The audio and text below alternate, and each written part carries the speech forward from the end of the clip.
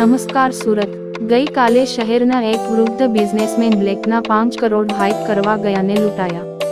તેમના ઘરથી 100 મીટર દૂર જ ઇનોવામાં આવેલા 4 શખ્સો રૂપિયા ભરેલા થેલા ઉઠાવી ફરાર થઈ ગયેલા। વેપારી હરીશ વાકાવાલાએ સતર્કતા વાપરી 20 થી 30 મિનિટમાં કંટ્રોલને જાણ કરી અને કંટ્રોલે પોલીસને મેસેજ આપ્યો। મામલાની ગંભીરતાને લઈ તરત પોલીસ કમિશનર શ્રીએ ક્રાઇમ બ્રાન્ચ એસઓજી સહિત સ્થાનિક પોલીસની 6 ટીમો બનાવી કુલ 100 થી વધુ પોલીસને સામેલ કરાયા। શહેરના અલગ અલગ વિસ્તારોમાં નાકાબંધી ઉપરાંત 50 થી વધુ સીસીટીવી ફૂટેજની તપાસ કરી। ત્યારબાદ સુરત કંટ્રોલે 4 વ્હીલર કારના નંબર સહિત વ્યક્તિઓનું વર્ણન આપી વલસાડ, નવસારી, ભરૂચ અને કરજણ પોલીસને એલર્ટ કરી નાકાબંધી કરવા કહ્યું હતું।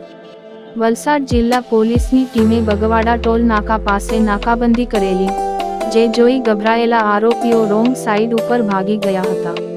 પોલીસની ટીમે બાતમીવાળી કારનો ફિલ્મી પીછો કર્યો હતો।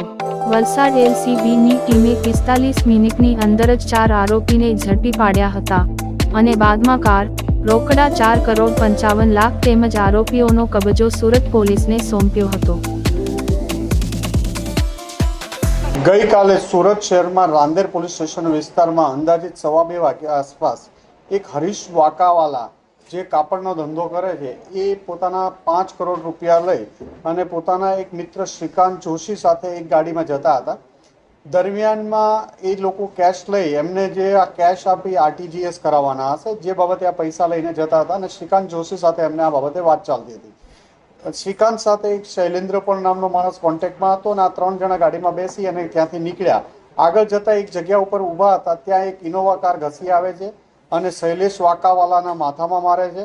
શૈલેન્દ્ર પેલી ગાડીમાં બેસી જાય છે અને શ્રીકાંત જોશીને પણ પેલા લોકો જબરજસ્તી એ ગાડીમાં બેસાડી દે છે અને એમના ગાડીમાં રહેલી 6 અલગ અલગ બેગો, જેમાં 4 બેગમાં 1-1 કરોડ રૂપિયા અને 2 બેગમાં 50-50 લાખ એમ કુલ 5 કરોડ રૂપિયાની ધાડ પાડીને આ લોકો બપોરના 2:30 વાગ્યા આસપાસ રાંદેર વિસ્તારમાંથી ભાગી જાય છે। ફરિયાદીએ સતર્કતા દાખવી તાત્કાલિક પોલીસ કંટ્રોલ રૂમને 15-20 મિનિટમાં જાણ કરી કે આવો ગંભીર બનાવ બન્યો છે, જે ગંભીર બનાવને ધ્યાનમાં લઈ કંટ્રોલને મહેરબાન પોલીસ કમિશનર સાહેબ તથા અન્ય સિનિયર પોલીસ ઓફિસરોને જાણ કરવામાં આવી હતી। જે અનુસંધાને પોલીસ કમિશનરશીપ સાહેબ દ્વારા ગુજરાતમાં અલગ અલગ જગ્યાઓએ 30 થી 40-50 મિનિટ જેટલો સમય પસાર થયો હોય, અલગ અલગ જગ્યાઓમાં કોમ્બિંગ કરવા માટે, નાકાબંધી કરવા માટે સ્ટેટ કંટ્રોલ દ્વારા મેસેજ કરવામાં આવ્યો। કમિશનર સાહેબ શ્રી દ્વારા સુરત રેન્જ આઈજી સાહેબને તાત્કાલિક ઇન્ફોર્મ કરવામાં આવ્યું।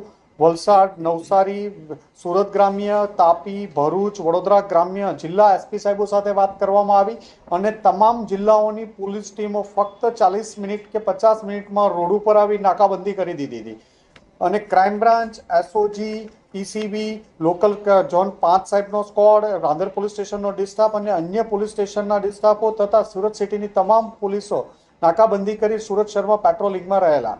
દરમિયાનમાં આ ગાડી ઉપર જે સીસીટીવી માટે પણ એક અલાયદી ટીમ બનાવવાની 30 માણસોની, આ લોકોએ ત્યાંથી જે બનાવમાં કઈ ગાડી ઇનોવા હતી એનો નંબર પ્રાથમિક માહિતી મેળવવાનો પ્રયત્ન કર્યો, જેમાં એક ગાડી નંબર GJ05CJ0183 નંબરની ગાડીનો નંબર આઈડેન્ટિફાઈ થયો હતો। ગાડી જોવા મળી હતી કે આ ગાડીમાં આ લોકો પૈસા લઈને ભાગ્યા છે।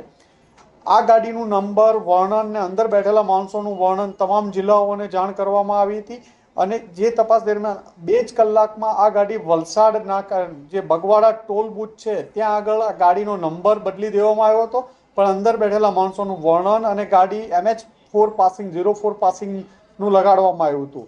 તો જે આધારે એ પોલીસની હાઈવે ઉપર વલસાડ એલસીબીની ટીમને જોઈ અને ભાગવા જતા એમણે પીછો કર્યો અને પીછો કરીને આગળ જતા 2 અસમો કયુમ પાશા શેખ જે મુંબઈ ભિવંડીનો રહેવાસી છે અને એની સાથે શૈલેન્દ્રસિંહ જે જોગેશ્વરી મુંબઈનો રહેવાસી છે, શૈલેન્દ્રસિંહ કુંજબિહારી, આ બંનેને પકડી પાડવામાં આવ્યા।